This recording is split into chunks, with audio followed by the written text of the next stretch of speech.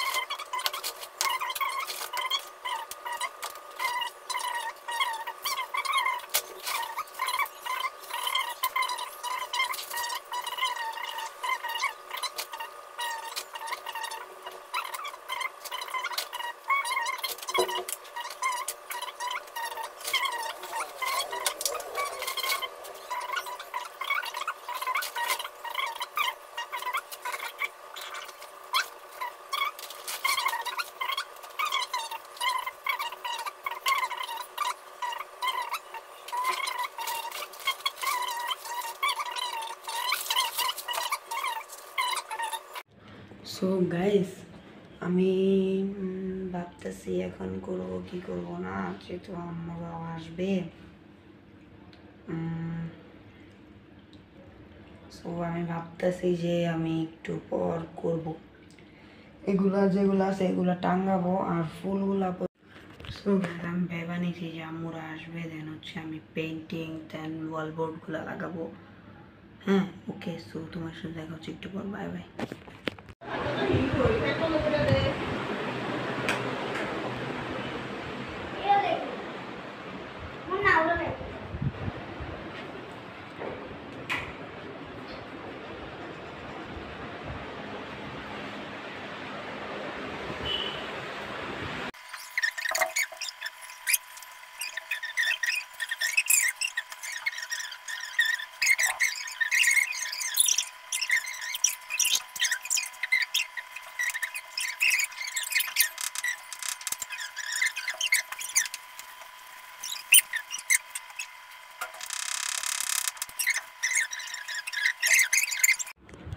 So guys, দেখো কি কি আনছি। ফার্স্ট অফ অল হচ্ছে এখানে আমাদের তাবাসসুম আপা আমার রুমে এসে বসে রয়েছে।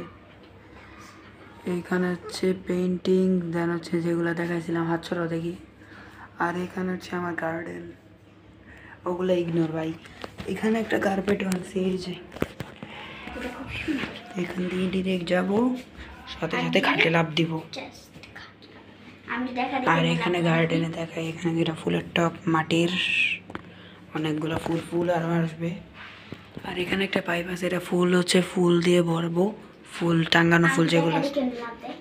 নো নো নো নো, আমি খাট জার্সি মাত্র।